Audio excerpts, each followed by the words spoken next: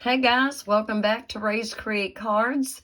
Wonderful, wonderful start to a new week. It is Sunday, March 5th as I'm filming it. It's not quite 7:30. I was trying to go ahead and get this done before it kind of got this late in the evening, but anyway, better late than never, right? So I wanted to come in here the other day and, I say the other day, it was yesterday, and come up with a simple card layout that you could use to mass produce cards. This layout obviously can be used with any type of card. You name it, you can do it.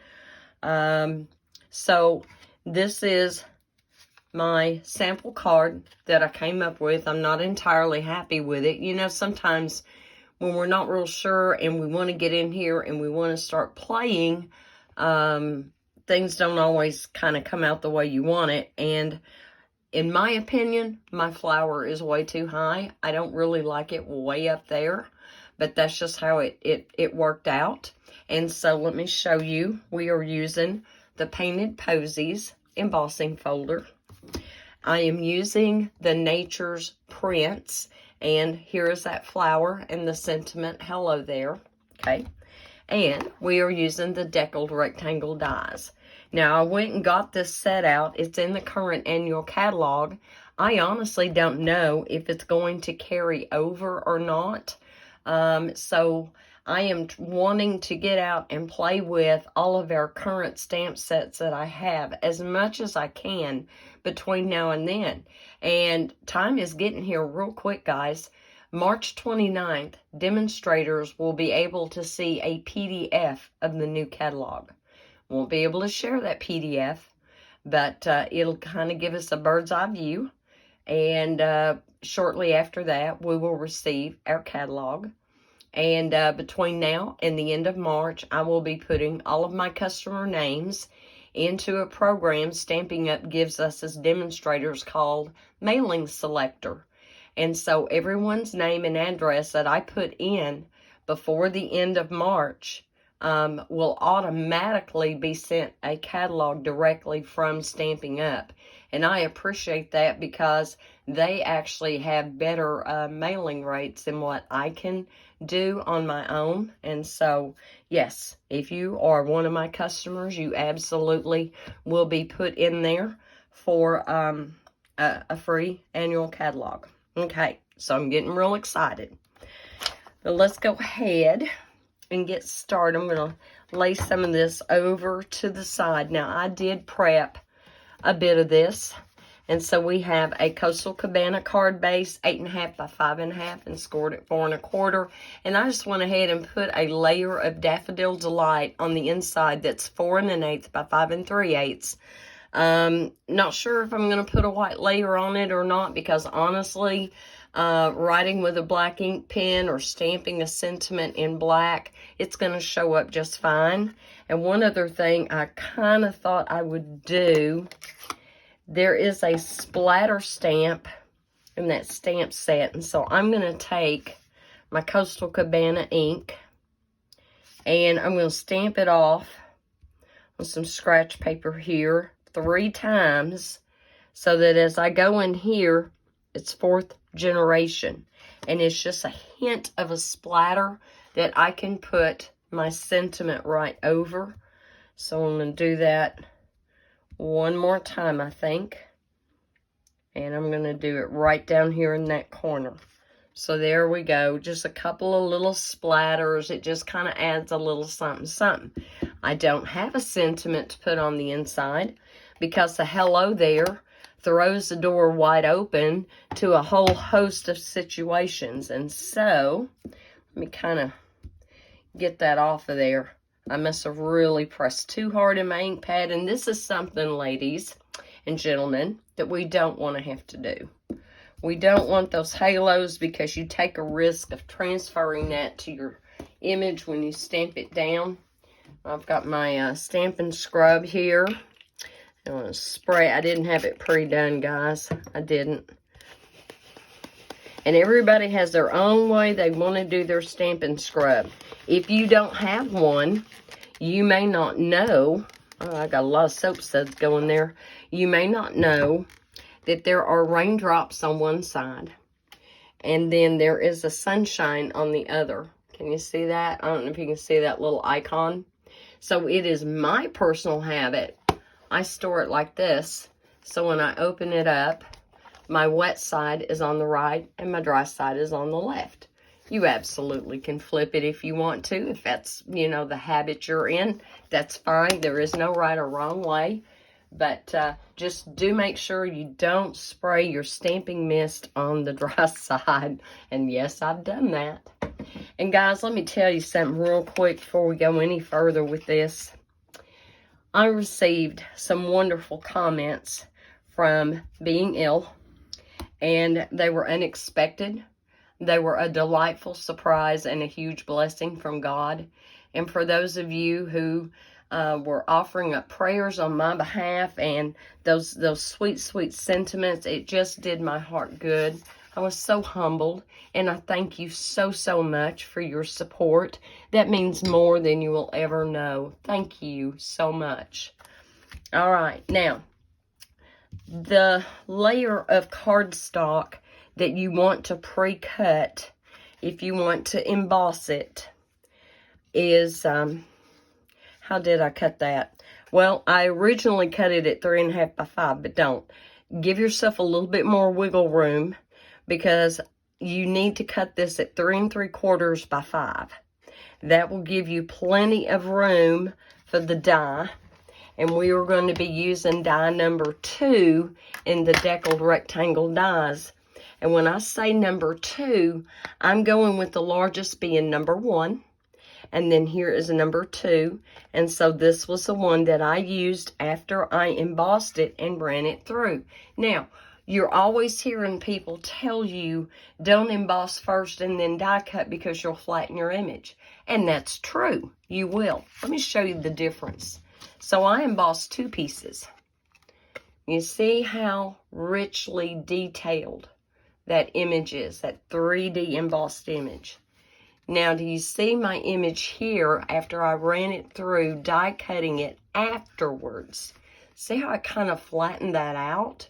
But actually, in this particular case, I wanted mine a little bit flattened out.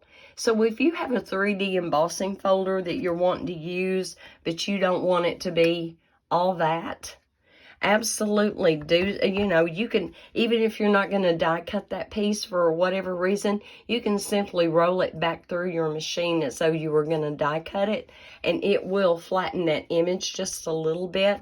And I wanted it to be just a bit more subtle from my card. I did. Now, before we go any further, I've got some ribbon that is retired, but I thought it was perfect for this card. You use whatever ribbon you have. You may even need to take some stamping blends and color it the right color. Like you could take some white ribbon and take your Coastal Cabana stamping blends, and it would be perfect. This one, I want to say, has probably been retired a couple of years. It was the Coastal Cabana and Granny Apple Green. Okay, so that is supposed to be Granny Apple Green right there on the edges. However, I noticed it looks just like Daffodil Delight, or at least enough to where I could get away with it. Okay, so I'm going to take and let me get my ribbon snips here.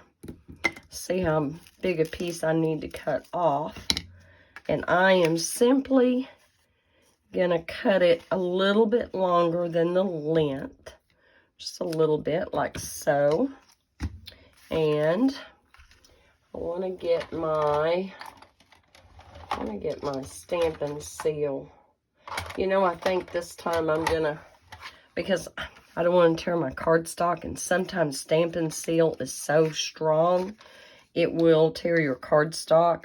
And this is some scrapbook.com adhesive that I bought at one point because I had heard it was recommended for attaching vellum invisibly. So I ordered it, and I'm not real sure that it stamped it invisibly, but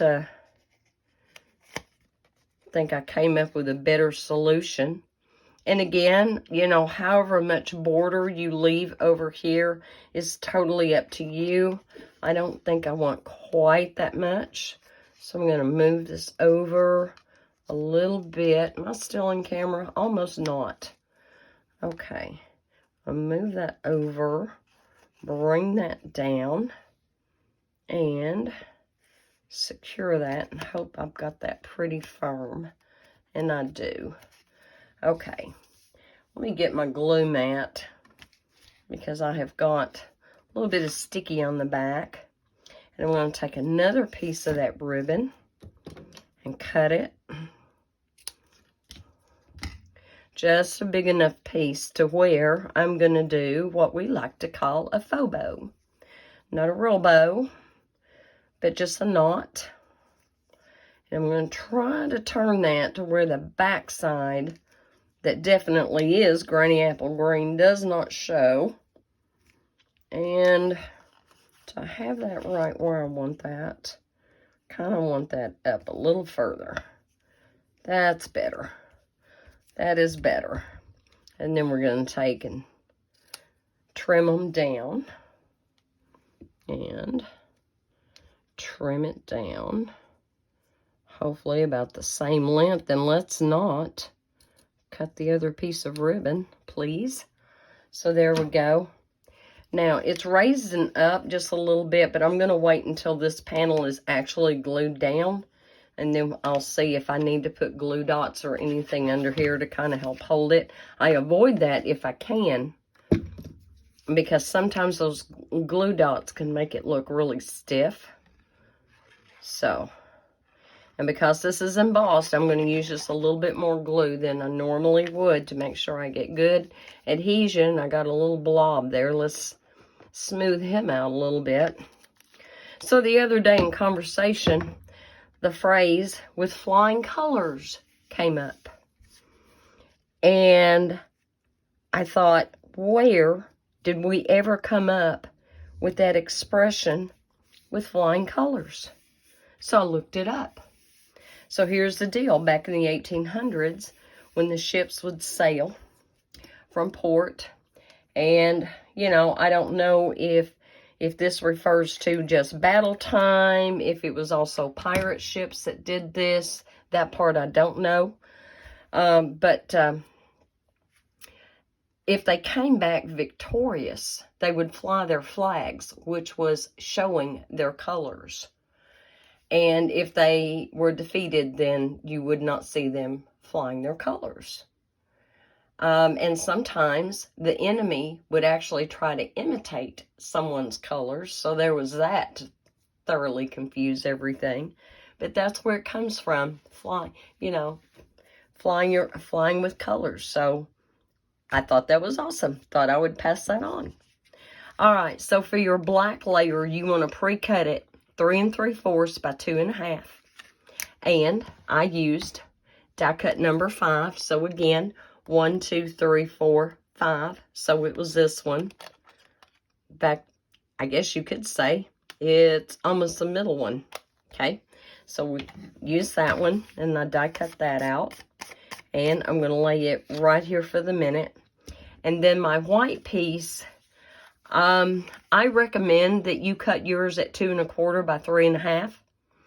I cut mine smaller, and I just did have enough room to die cut it. I mean, like, I didn't have any room for error. That die could not move. So give yourself some grace and cut yours at 2 1/4 by 3 1/2, okay? And I've already die cut mine, and I die cut that one with number 6. So here we go again. 1, 2, 3, 4, 5, 6. Okay, the 6th one in from the largest. Now, on this layer, I wanted to, where'd my ink pad go? I want to get that splatter stamp back out for this one. And again, there I go with a halo. 1, 2, 3, 4. And 1, 2, 3, and 4. There we go. So a little bit of splatter on there. And I probably could have done a little bit better job if I'd been paying better attention. Let me get some of this excess ink off. If you will get the excess ink off of your stamps and stuff the best you can before cleaning it in your stamping scrub, you won't have to rinse out your stamping scrub as often. And, yep, so I had it the wrong way. I've got it on the sunshine part, not the wet part. I had already sprayed this. All right, now, here we go. Now I'm going to lay it back up the way I'm used to laying it. There we go. And now I'm going to use VersaFine ink. VersaFine pigment ink for fine details, Onyx Black. Now, I will tell you, if you are going to use Stampin' Blends, do not use this pigment ink. It will smear. However, because it is a pigment ink, I can emboss it with embossing powder. And then, yes, I can do that. But anytime I have got an image with fine lines, like what is in this flower, and definitely in the hello there, I definitely want to use VersaFine if I'm not going to be using Stampin' Blends. All right. Now this time I want to kind of angle my flower just a little bit to where it's not quite as close to the top, and maybe with a little bit of interest in it. And then I'm going to take my hello there. And because it's a pigment ink, it doesn't dry as quick as Tombow would, okay? So that's looking pretty good. And I'm just going to stamp that down, hopefully straight on my heavens, I hope. There we go. And see the fine lines in that font? I can't imitate those fine lines as well with the regular Memento. I can with the VersaFine. And I forgot to use my Embossing Betty. Of course I did. That's all right. So I have got Stampin' Up's clear embossing powder. And we're just going to take and put that over. Okay, got it, got it, got it, got it. How do you like my fancy container there, man? Look at that. Recycled lunch meat container to the rescue. Okay, put that over. And I'm going to just take my finger. I can feel that I have got quite a bit of embossing powder where I don't want it. I didn't have a little paintbrush handy, so get this off the best I can, and we're just going to go ahead and heat emboss it. I'm trying to see, yep, I see a little bit on my glue mat. No biggie. No biggie. And if you're wondering what I'm using, this is my Ranger ink. These are mini blending tools. And there are times when I'm using a stencil, I just need a tiny, tiny something, something. So I ordered a 5-pack of these. They're double-ended. They have this neat little foam on top. And they're washable. They'll stain, I'm sure. But I'm excited next time I get out a couple of my stencils to use these for ink blending. Okay. I think we're good on that. All right, you know what's coming. So I'm going to hold this away best I can from the camera's microphone. And I'm going to let that heat up for a while. And in the meantime, I'm going to get my handy dandy reverse tweezers. Get a hold of this so I don't burn myself. That should be kind of hot. And let's see how the magic is going to happen. You see how dull it is? But just wait. We're going to get intensely black. Hopefully, I am holding this where you can see it. Watch the flower get shiny and dark. There we go. There we go. And you can also heat it from the back side. Kind of helps straighten out the cardstock.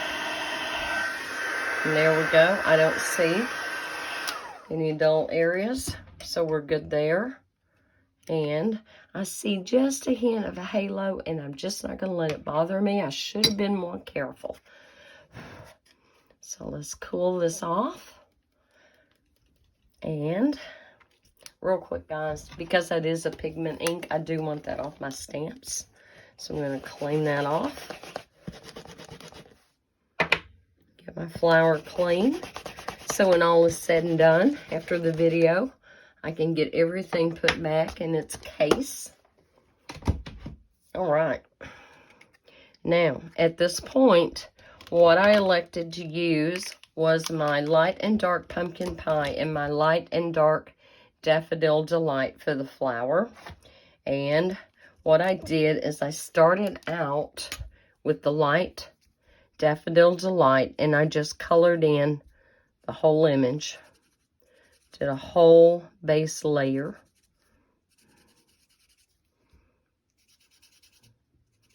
It'll take just a second. So there's my base layer. And put just a little bit in that flower, the little one. And then I went to my light pumpkin pie, and where the shadowing is, I went ahead and just flicked it. I didn't necessarily follow the artist pattern. I just kind of blended that in. And just so it looks smooth. I'll put that right there. Put a little bit right up in here. And then I'm going to go back with the light Daffodil Delight. And when I go back with the light Daffodil Delight, you're going to see that it kind of dulls the pumpkin pie. That's okay. Give it just a second. I'm just kind of feathering that out. Not taking real great pains with it. We're just kind of blending that out. Okay. Now I'm going to get the dark pumpkin pie and go and fill back in with the dark.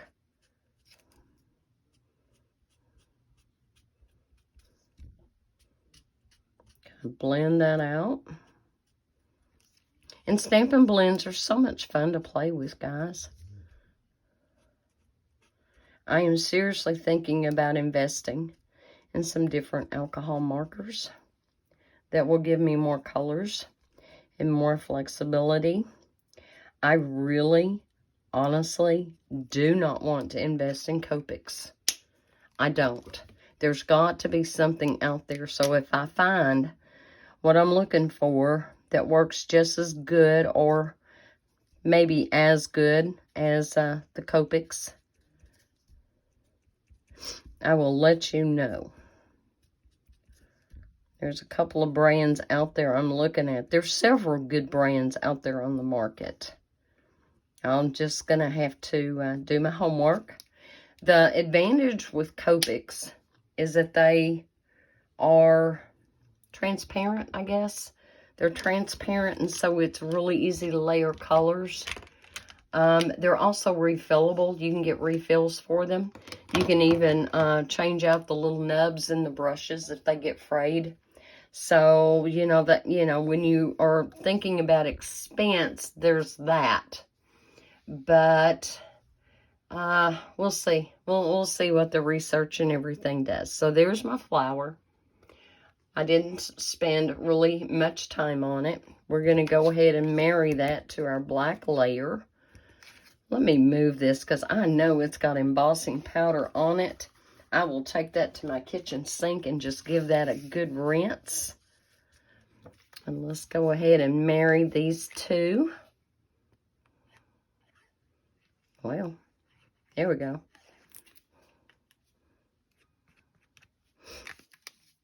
This on the black, and trying to make sure my borders are pretty even. and that it's straight, and that I'm in camera. That's important too, right? And let's go ahead and put this on. And again, I'm going to use a little bit more glue on the back than I normally would, because we are going down over this embossed layers. So guys, don't be afraid to experiment and go against the grain. Like I said, you know, we've all been told time and time again that if you run an embossed piece and you die cut it, it's not going to, it's going to flatten it out a little bit. But there may be times when you want to flatten that out a little bit. And I should have put,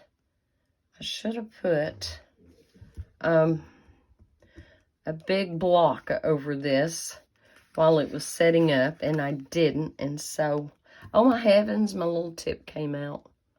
Let's see here. Come on. What am I doing? Come on out. There we go. My heavens. Okay, let me get my other one. Here's my new one. And I'm just going to put a little bit of glue right there and right there. We're going to lay that down ever so gently, because I don't want that to be raising up. That doesn't ever look good. You sure don't want to give it to someone with it raising up like that. And I'm going to take one of my blocks here and lay that right on top. And I think we're done, guys. Let me give that just a second.